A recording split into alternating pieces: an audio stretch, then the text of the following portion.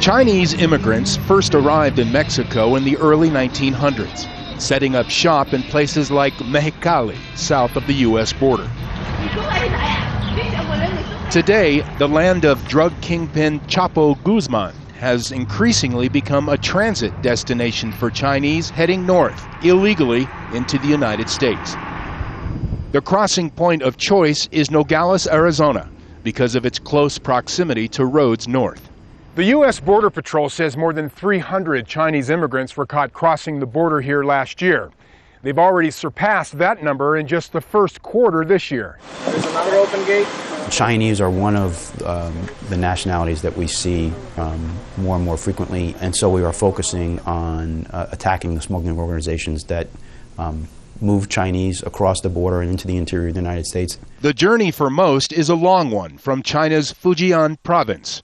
Smugglers called snakeheads fly them, often as tourists, to various South American countries, usually to Venezuela, Ecuador, or Peru, where visitor visa restrictions have been lifted.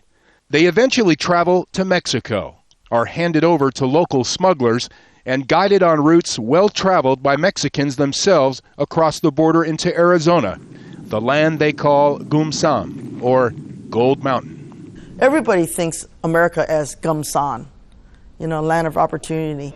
If you want to come to America, you'll do anything. You pay the sacrifices, you pay the price.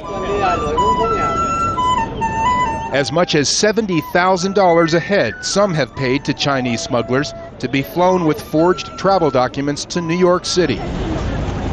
New York City is the hub, is where most of the sneaker operation are based. That is to say, you deliver your goods in New York City, and so that's why the New York has been the center of illegal Chinese immigration. Once here, undocumented immigrants visit employment centers like this one in Chinatown. They're given phone numbers to call for low-paying black market jobs in Chinese restaurants or in underground garment factories. Even Labor Department recognize that 77% of Chinatown is under sweatshop condition, paid below minimum wage. The other aspect is they are able to force you to work as long as they want. If you are being exploited, let's say, you cannot report it. If you report, then you yourself will be subject to deportation. Many live in rundown boarding houses like this one. This new life reaching Gold Mountain often becomes one working to pay off a mountain of debt accrued just to get here. Some of these people will have to borrow money from banks in China or borrow money from illegal underground banks.